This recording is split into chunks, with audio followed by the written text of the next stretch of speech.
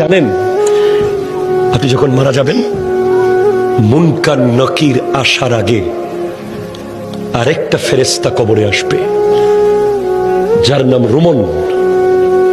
সে আপনাকে বসাবে, বলবে লেখো, উকতুব আমালাক, তোমার ৬০ বছর কি কি করেছো প্রত্যেকটা মুহূর্ত লিখে দাও। ৭০ বছর যা যা করেছো সব লিখে দাও। ৯০ বছর যা যা করেছো সব লিখে দাও। আপনি জীবনে একটা বাজারের লিস্ট লেখেন নাই, আপনি জীবনে একটা দোকানের হিসাব লেখেন নাই, আপনি ট্যালেন্ট ছাত্র ছিলেন, শুধু লিখতে বিরক্ত লাগে বলে আপনি ফার্স্ট ক্লাস পান নাই কলেজে, ইউনিভার্সিটিতে।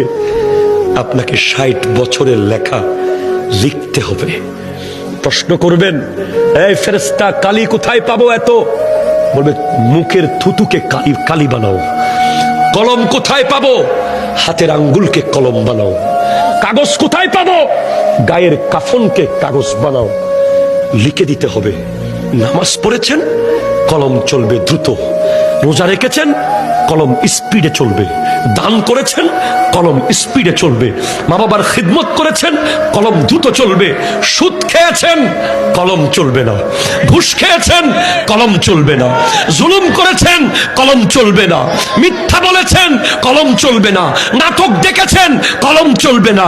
বাটপারি করেছেন, কলম চলবে না। নামাজ পড়েন নাই, কলম চলবে না।